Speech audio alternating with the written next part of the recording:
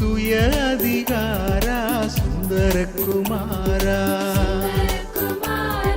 சுய அதிகாரா சுந்தரகுமாரா, சொந்த உலகந்தனை துறந்த மறிமைந்தனான சுய அதிகாரா சுந்தரகுமாரா.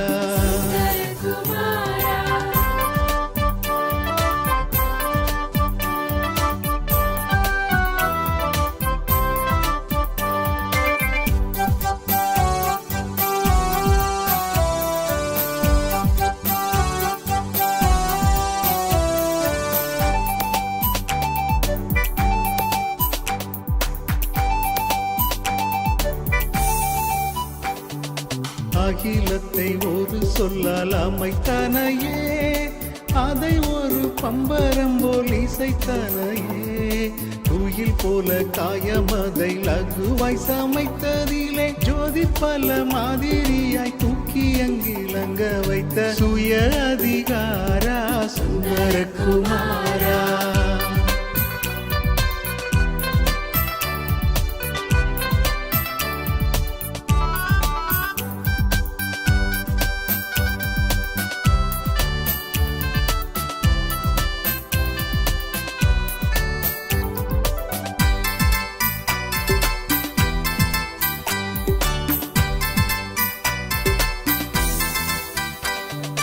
நரர் பல கூடியொரு மனை முடிக்க, நாளெல்லாம் உழைத்திட்டாலும் நாள் பிடிக்குமே, மரமுயிர் தாது இன்னும் வான்புவி அனைத்தையும் ஓர் வார்த்தையால் சணப்பொழுதில் நேர்த்தியாய் உண்டாக்கி வைத்த சுய அதிகாரா சுந்தரகுமாரா.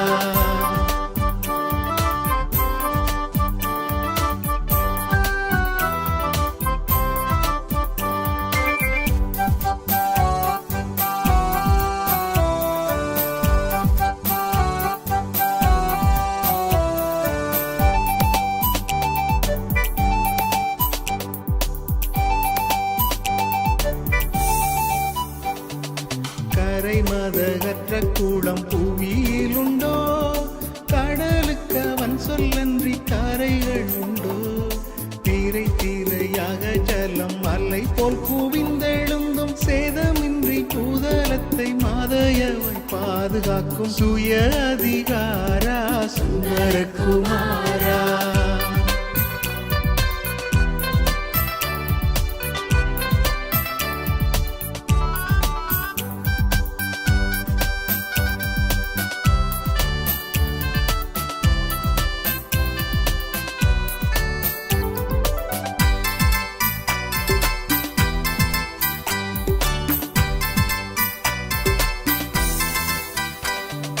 பாவமனு ஓர் முகத்தை பார்த்தாயே, பாவச்சுமை தோள் சுமந்து தீர்த்தாயே, சாமி உன்னை பற்றும் தேவதாசருக்கு இறங்க வேண்டும், தஞ்சம் தஞ்சம் ஓடி வந்தோம் கெஞ்சும் மனு கேட்டருள்வாய் சுய அதிகாரா சுந்தரகுமாரா.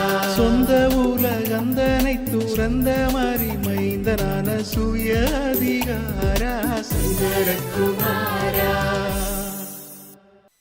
கிறிஸ்துவுக்குள் எனக்கு அன்பான சகோதர சகோதரிகளே, நண்பர்களே, குழந்தைகளே, ஆண்டவர் இயேசுவின் திருப்பெயரால் உங்கள் அனைவருக்கும் என்னுடைய நல்வாழ்த்துக்களை தெரிவித்துக் கொள்கிறேன். உங்களை இந்த ஞாயிறு மனமகிழ்ச்சியின் நாளின் வழிபாட்டுக்கு அன்போடு அழைக்கிறோம். நாம் தலைகளை தாழ்த்தி ஜெபிக்கலாம். அன்பின் கடவுளே, உம்முடைய பேரருளினாலே நாங்கள் ஒவ்வொரு வாரமும் இப்படி உம்மை கூடி வழிபட என் தந்தை கிருபைக்காக நன்றி செலுத்துகிறோம். ஒருவேளை நாங்கள் பல இடங்களிலே பிரிந்திருந்தாலும் இந்த நவீன தொழில்நுட்ப காலத்தில் நீ தந்த அறிவின்படியாய் இந்த தொழில்நுட்பத்தின் துணையோடு கூட பல்வேறு இடங்களிலிருந்து இந்த வழிபாட்டிலே தியானத்திலே கலந்து கொள்ள எங்களுக்கு உதவி செய்திருக்கிறீர். உமக்கு நன்றி செலுத்துகிறோம். இப்போதும் நீர் எங்கள் மத்தியில் பிரசன்னராயிரும். உம்முடைய திருவார்த்தைகளை பகிர்ந்து கொள்ளும் போது நீரே எங்களோடு பேசும். நாங்கள் வசனத்தை கேட்கிறவர்களாக மாத்திரமல்ல, அதன்படி நடக்கிறவர்களாக இருக்க அருள் தாரும். இயேசு இரட்சகரின் இனிய நாமத்தில் வேண்டிக் கொள்கிறோம் எங்கள் பரம தந்தையே, ஆமென். கிறிஸ்துவுக்குள் அன்பானவர்களே, மீண்டும் ஒரு முறை உங்கள் அனைவருக்கும் என்னுடைய நல்வாழ்த்துக்களை இயேசுவின் திருப்பெயரால் தெரிவித்துக் கொள்கிறேன். இந்த ஞாயிறு வழிபாட்டிலே நாம் தியானிக்கும்படியாக கடவுள் நமக்கு தந்திருக்கின்ற பொருள், திருச்சபை நமக்கு வகுத்து தந்திருக்கிற பொருள், படைப்பின் நல்ல தன்மை, த குட்னஸ் ஆஃப் கிரியேஷன். கடவுள் அனைத்தையும் படைத்தார். காண்கின்றவை, காணப்படாதவைகள், பெரியவை, சிறியவை அனைத்தையும் படைத்தார். இந்த படைப்பின் வரலாற்றை நாம் தொடக்க நூல் முதல் அதிகாரத்திலே நாம் பார்க்கிறோம்.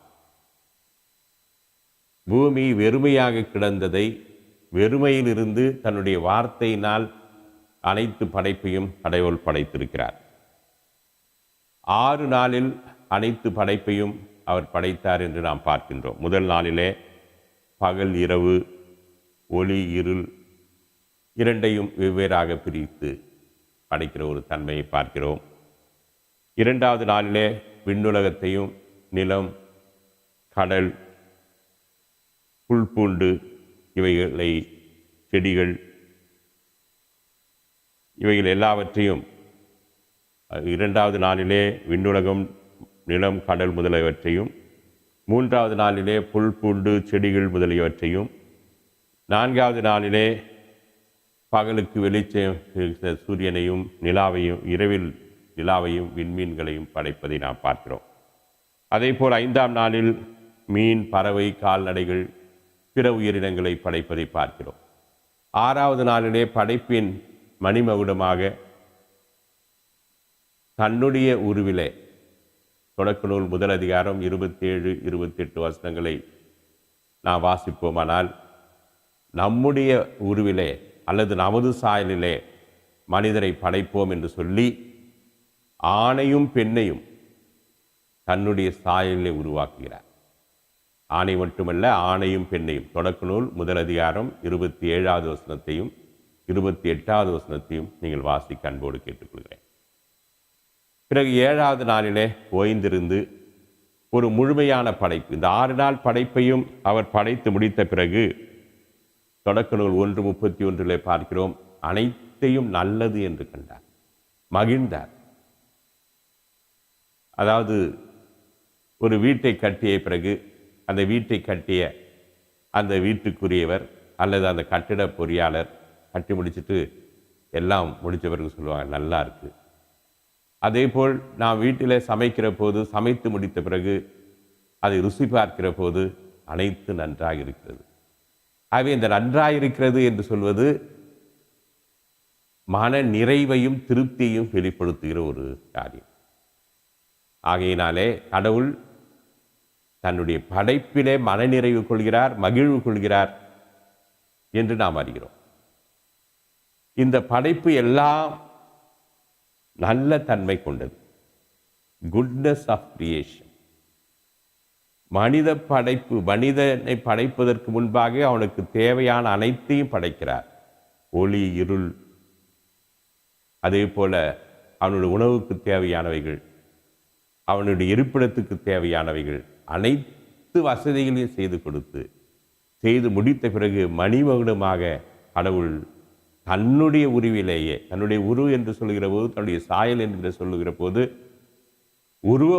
உடல் ஒற்றுமை மாத்திரமல்ல, பண்புகளிலே கடவுள் தன்மை கொண்டவனாக மனு குலத்தை படைக்கிறார். இந்த மனுக்குலம் ஆணோ பெண்ணோ கடவுள் தன்மையை கொண்டிருக்கிறது. ஆகையினாலே தான் நீங்கள் கடவுளுடைய ஆலயம் என்று பவுலடியார் 1 கொரிந்தியர் 3:16 சொல்கிறார். இந்த படைப்பு அனைத்தையும் படைத்துவிட்டு, இது ஆண்டவருடைய பொறுப்பு, ஆண்டவர் செய்த அருள். ஆனால் தன்னுடைய சாயலே படைத்த மனிதனுக்கு பொறுப்பை கொடுக்கிறார். எல்லா வசதிகளையும் செய்து கொடுத்து விட்டார், அவனுக்கு சில பொறுப்புகளை கொடுக்கிறார். அது தொடக்க நூல் 2ஆம் அதிகாரம் 15வது வசனத்திலே பார்க்கும்போது,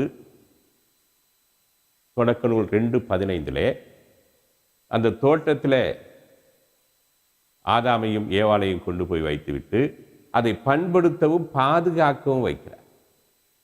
பண்படுத்தவும் பாதுகாக்கவும் வைக்கிறார். முதல் அதிகாரத்தில் நீங்கள் பார்ப்பீர்களானால் அனைத்து படைப்பையும் படைத்துவிட்டு மனிதனிடத்தில் இதை ஆண்டு கொள்ளுங்கள், இதை ஆளுகை செய்யுங்கள் என்று சொல்கிறார்.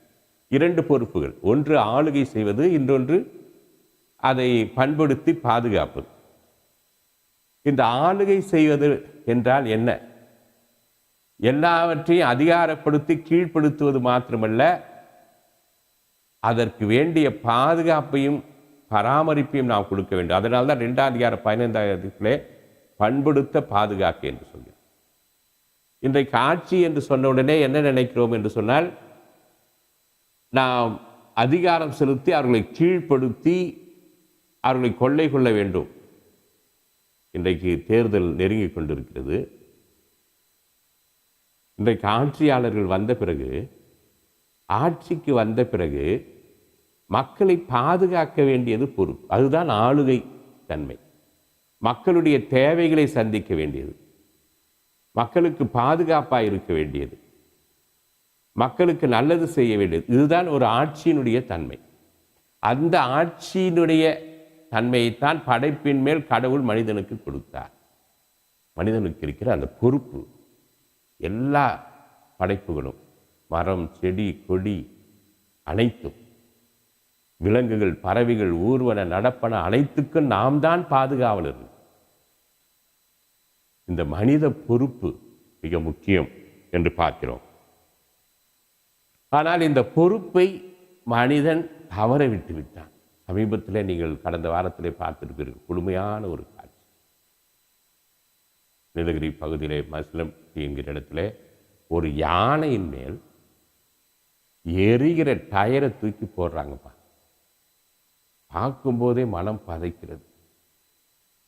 எரிகிற டயரை போட்ட அந்த மனிதன் மேல் அந்த டயரை போட்டால் என்ன ஆகும்? தாங்க முடியுமா? ஒரு சிறு நெருப்பு கையில் பட்டு அந்த யானை பிளிறுகிற சத்தம், அது எப்படி கேட்க முடியும்? இன்றைக்கு இது ஒரு கண் கொள்ளாத ஒரு காட்சி, கண்ணை மிரள வைக்கிற அல்லது இதயத்தை பதைய வைக்கிற காட்சி. இயற்கைக்கு நாம் செய்கிற தன்மை அதுதான். இதை ஆண்டு கொள்ளணும், இதை பாதுகாக்கணும், பராமரிக்கணும். அதனால்தான் பிள்ளைகளுக்கு சிறு வயதிலிருந்தே நாம் கற்றுக் கொடுக்க வேண்டியது, எல்லா விலங்கினங்கள் மேல், பறவைகள் மேல் அன்பு செலுத்துவதற்கு, மரம் செடிகள் மேல் அன்பு செலுத்துவதற்கு நாம் கற்றுக் கொடுக்க வேண்டும். நம்முடைய முன்னோர்கள் அதை செய்தார். சாப்பிட்றதுக்கு முன்னால் ஒரு பிடி அரிசி சாப்பாட்டை எடுத்துகிட்டு போய் காக்காவுக்கு கொடுத்துட்டு தான் சாப்பிடுவாங்க. அது இங்கே மகிழ்ச்சியாக இருக்கும். ஒரு நாளைக்கு ஒரு செடிக்காவது ஒரு பக்கெட் தண்ணியாவது ஊற்றணும். அது கொடுக்குற ஆக்சிஜனில் நாம் வாழணும். இந்த பறவைகள் கொடுக்கிற இயற்கை, அது யானையை பார்த்தீர்கள் சொன்னால், இன்றைக்கு பெரும் காடுகள் இருக்கிறது என்று சொன்னால் அதற்கு காரணம் யானைகள்.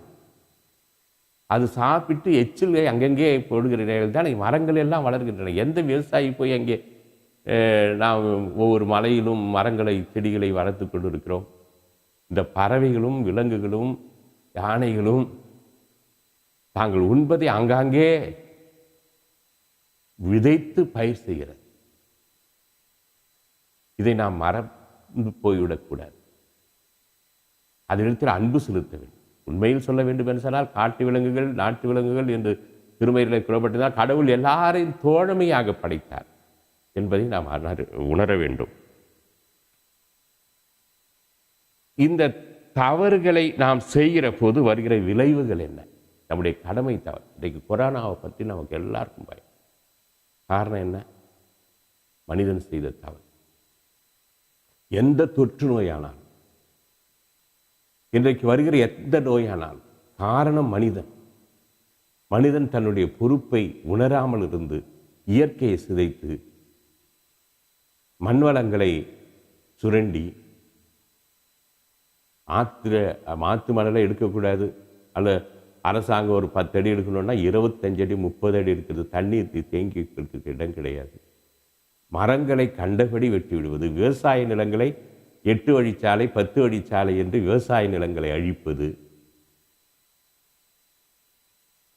தொற்றுநோய் வரக்கூடிய அநேக தொழிற்சாலைகளை ஏற்படுத்துவது, இத்தொற்று நோய் வராமல் என்ன பண்ணும்? மனுஷனுடைய அழிவுக்கு, அதாவது பழம் யானை கொழுத்தா நம்ம மேலேயே மண்ணை வாரி போட்டுக்குவோம். இன்றைக்கு மனிதனே தன்னுடைய அழிவுக்கு வழிவகுத்துக் கொள்கிறான், இந்த இயற்கையை அழிப்பதின் வாயிலாக. அன்புக்குரியவர்களே, போதும் இயற்கை நாம் அழித்தது. கடவுள் நமக்கு கொடுத்த பொறுப்பை மறந்தது போதும். நாம் அடுத்த தலைமுறைக்கு கற்பிக்க வேண்டும். இன்றைக்கு என்னை போல் புதியவர்கள் காலம் கடந்து வந்து ஆகிவிட்டது. ஆனால் அடுத்த தலைமுறை, அதுக்கு அடுத்த தலைமுறை, பிள்ளைகள், பேரப்பிள்ளைகள் யோசிக்கும் போது எவ்வளவு மாபெரும் தாவத்தை நாம் செய்திருக்கிறோம் என்கிற உணர்வு தான் வரும். ஆனால் இனிமேலாவது நாம் அதை தடுத்து நிறுத்த வேண்டும். நம்முடைய பிள்ளைகளுக்கு கற்றுக் கொடுக்க வேண்டும். கடவுள் நமக்கு பொறுப்பை கொடுத்திருக்கிறார். நமக்கு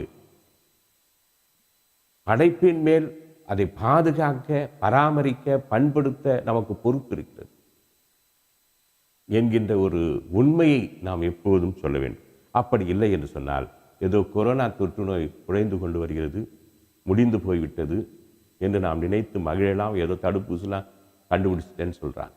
நல்லது, கடவுள் தோற்றம். ஆனால் மீண்டும் மீண்டும் அதே தவறு செய்தால், நெருப்பில் போய் தெரியாமல் குழந்தை கை வைக்குதுன்னு வச்சு எண்ணெய் பூசி அல்லது ஏதாவது ஒரு அமிலத்தை ஆயின்மெண்ட்டை பூசி சுகப்படுத்தும். திரும்ப திரும்ப போய் அதிலே வைத்தால் அந்த நிலைதான் இன்றைக்கு இருக்கிறது. ஆகையினாலே நாம் பொறுப்பை உணர்ந்து நாம் மனம் திரும்ப வேண்டும். ஆகையினால் நாம் இப்போ செய்ய வேண்டியது என்ன? மனம் திரும்புங்கள், இறையரசு நெருங்கி வந்து விட்டது என்று இயேசு பெருமான் தன்னுடைய நற்பணியை தொடங்குகிறார். இன்றைக்கு அதே செய்திதான். மனம் திரும்புங்கள். சரி, செய்தது பாவம், செய்த பாவம் இனி போதும், இயற்கைக்கு விரோதமாக. ஆகையினாலே நாம் முதலாவது மனம் திரும்பி இயற்கை பாதுகாப்போம் என்கின்ற உறுதியை எடுத்துக்கொள்ள வேண்டும். சுயநல பேராசைகளை நாம் குறைத்துக் கொள்ள வேண்டும்.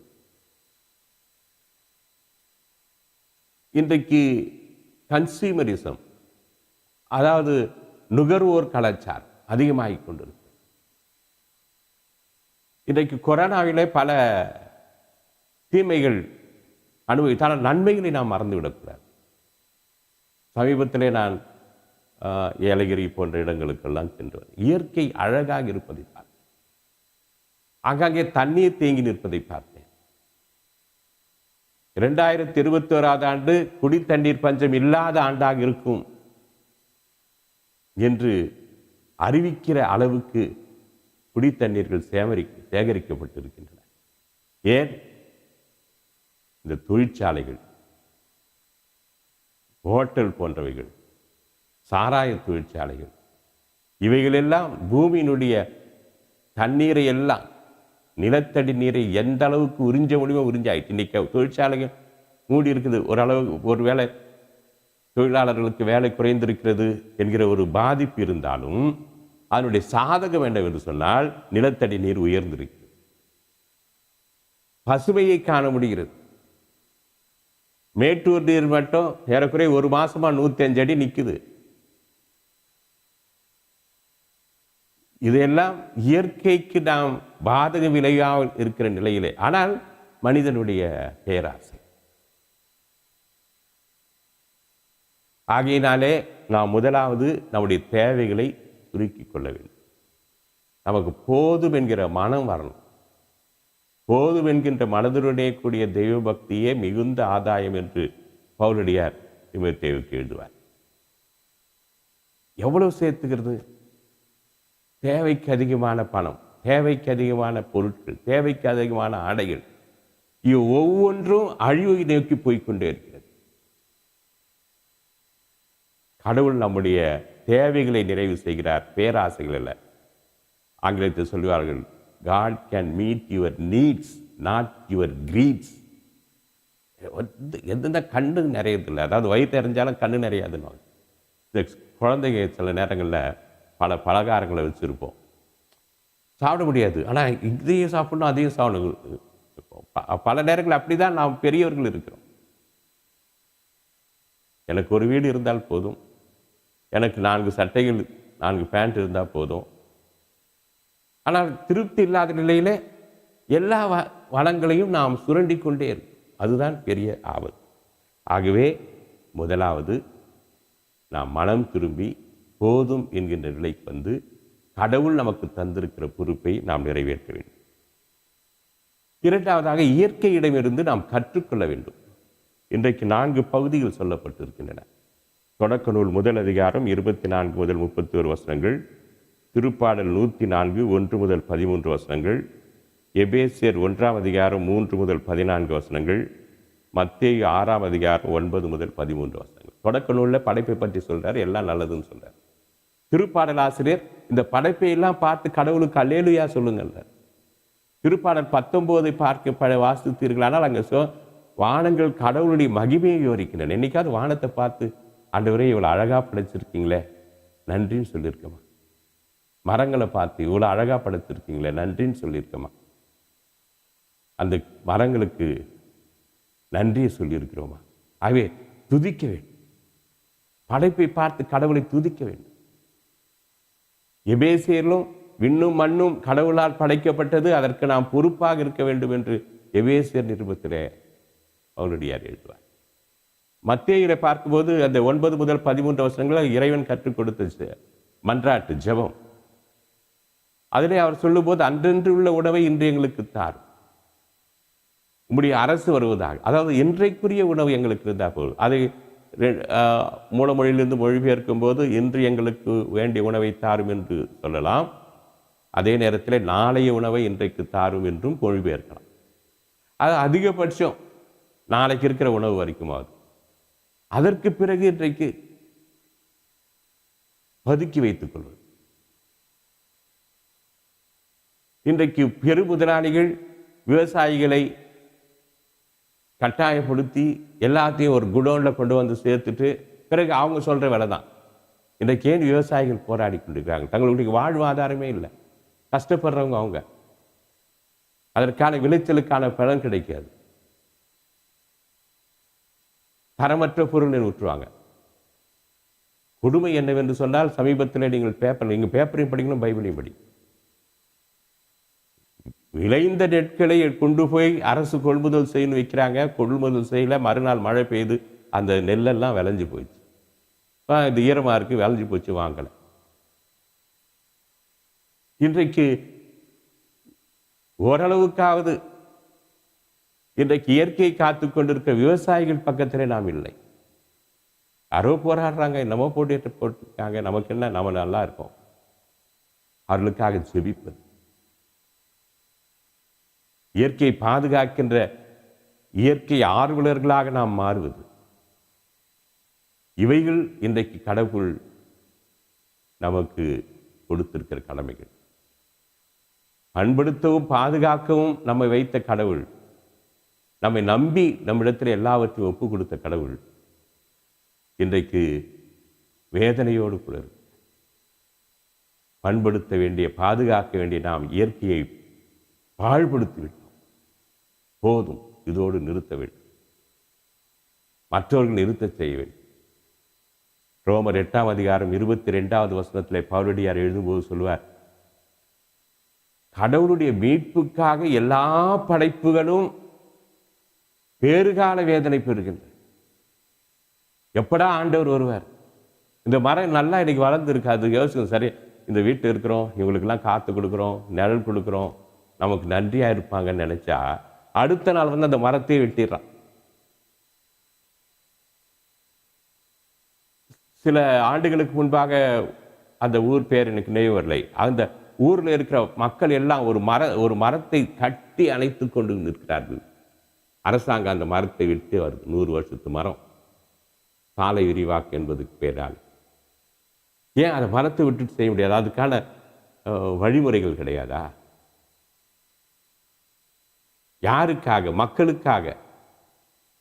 ஒரு மரம் வளர்க்கணும்னா எவ்வளவு கஷ்டம். வெட்டி வீசி விடுவது மிக எளிது. ஆகையினால அன்புக்குரியவர்களே, ஒவ்வொரு உயிரையும் நாம் அது நல்லது என்று கண்டதை நாமும் நல்லது என்று கண்டு போற்றி பாராட்ட வேண்டும். அப்போதுதான் இயற்கை மீண்டும் திரும்பும். ஆனால் ஒன்று நிச்சயம், நீங்கள் திருவெளிப்பாடு 21ஆம் அதிகாரத்தையும் 22வது அதிகாரத்தையும் போய் வாசித்து பாருங்கள். நேரம் கருதி நான் அதை சொல்கிறேன். புதிய மண்ணுலகம், புதிய விண்ணுலகத்தை படைக்கிறார். அங்கே ஆறுகள் ஓடுகிறதை பார்க்க, அங்கே பல படிகை பச்சை இருக்கு, அது இருக்கு, இது இருக்கு எல்லாம் விவரித்து சொல்லுவார். தோட்டத்திலே துவங்கிய படைப்பு தோட்டத்தில் தான் நிறைவு பெறும். தொடக்க நூல் முதல் அதிகாரத்திலே தோட்டம், முதல் 2 அதிகாரத்திலே. அதே போல திருவெளிப்பாடு இந்த நிறைவு, திருமறையினுடைய நிறைவு புத்தகங்களையும் தோட்டத்தை பற்றிய வர்ணனைகள். அன்புக்குரியவர்களே, அதுதான் இறையல். ஆகினாலே அதை நாம் பாதுகாப்போம். கர்த்தர் நம்மை ஆசீர்வதிப்பார். இன்றைக்கு இயற்கை பார்க்கும்போது, விலங்கினங்களை பார்க்கிற போது, பறவைகளை பார்க்கிற போது, பாம்பை பார்த்த உடனே அடி தேவையில்லை. பாதுகாப்பாக இருக்க வேண்டிய அவசியம்.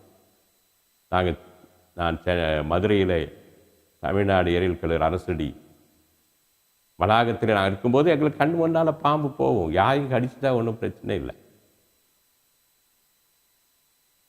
ஆகையினாலே நாம் இயற்கை நேசிக்கும் போது, இயற்கை நம்மை நேசிப்பது மாத்திரமல்ல, நாம் நேசிக்காமல் இருக்கும்போதே இயற்கை நேசிக்கிறது. ஒரு காரியத்தை சொல்ல விரும்புகிறேன். மனிதன் இல்லாமல் இயற்கை இருக்க முடியும், மற்ற படைப்புகள் வாழ முடியும். ஆனால் மற்ற படைப்புகள் இல்லாமல் மனுக்குலம் வாழ முடியாது. இன்றைக்கு சுனாமி வருகிறது, புயல் வருகிறது, என்ன இயற்கை திருப்பி அடி. சென்னை எடுத்துக்கொள்வோமானால் ஏறக்குறைய சென்ட் மேரிஸ் காலேஜ் வரைக்கும் கடல் எல்லைகள் தான். ஆனால் அதை எல்லாம் போய் நம்ம கட்டிடம் கட்டிட்டோம். இன்றைக்கு நீர்நிலைகளில் கட்டிடம் கட்டிவிட்டோம். அது தன்னுடைய இடத்துக்கு வரும்போது ஏற்படுகின்ற நிலை. இன்றைக்கு வனவிலங்குகள், யானைகள், நடைபாதை, அது நடந்து போகிற பாதையில் நம்ம வீட்டை கட்டி ரிசார்ட் கட்டிட்டு அது எங்களுக்கு தொந்தரவு செய்யுதுன்னு சொன்னால் யார் மேலே தவறு?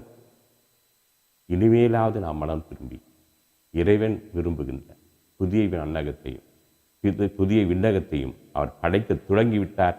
அதற்கு நாம் துணை நிற்போம். கர்த்தர் நம்மை ஆசீர்வதிப்பாரார். ஜெபிப்போம். அன்பின் கடவுளே, நீர் எல்லா படைப்பையும் படைத்து அனைத்தையும் நல்லவை என்று படைப்பனைத்தும் நல்லவையாயிருப்பதற்காக உமக்கு நன்றி செலுத்துகிறோம். படைப்பின் நல்ல தன்மையை நாங்கள் உணர்ந்து படைப்புக்கு உதவியாயிருக்க எங்களுக்கு அருள்தார். அழிவுக்கல்ல, ஆக்கத்துக்கு உதவியாயிருக்க உதவித்தார். ஆண்டவரே, நீர் சொல்கிற போது படைப்பனைத்துக்கு நற்செய்தி அறிவியுங்கள் என்று சொல்கிறோம். மனுக்குலத்துக்கு மாத்திரமல்ல, அனைத்து படைப்புகளுக்கும் நற்செய்தியில் உள்ள இறுதி வசனங்கள் அதுதான் நீர் சொல்லுது. படைப்பனைத்துக்கு நற்செய்தி. எல்லா படைப்புகளுமே எனக்கு பெருகால வேதனை பற்றி கொண்டிருக்கு. இந்த வேதனையிலிருந்து விடுதலையாகி எல்லா படைப்புகளும் மகிழ்ச்சியோடு இருக்க உதவித்தார். ஆண்டவரே, இனி அழிவுக்கு நாங்கள் துணையாக இல்லாமல் உங்களுடைய படைப்புக்கும் ஆக்கத்துக்கும் துணையாக இருக்க அருள்தார். இந்த செய்தியை கேட்டுக்கொண்டிருக்க அத்தனை பேரையும் ஆசீர்வதியும். எல்லோருடைய உள்ளங்களை ஆய்ந்தரிக்கிற கடவுள் பல தேவைகளோடு வந்திருக்கிறார்கள். அவருடைய தேவைகளை எல்லாம் சந்தி. குடும்பத்திலே மகிழ்ச்சியை தார், உடலிலே சுகத்தை பலத்தை தார், வருமானங்களை பெருக்கித்தார், வேலையில்லாத பிள்ளைகளுக்கு வேலை தார், திருமண வயதிலே இருக்கிற பிள்ளைகளுக்கு திருமண ஒழுங்குகளை செய்து தார். இன்னும் யாருக்கு என்ன தேவைப்படுகிறதோ அனைத்து நிறைவே நாங்கள் அனைவரும் இணைந்து புதிய விண்ணகத்தையும் மண்ணகத்தையும் உம்மோடு சேர்ந்து படைக்காதுத்தார். அருமை இரட்சகர் இயேசு கிறிஸ்துவின் வழியாக வேண்டிக் கொள்கிறோம் பரம தந்தையே. நமது ஆண்டவராக இயேசு கிறிஸ்துவனுடைய அருளும் தாயும் தந்தையுமாயிருக்கிற கடவுளுடைய அன்பும் தூய ஆவியாரின் நேராவரவும் உங்களோடு எப்போதும் தங்கியிருப்பதாக.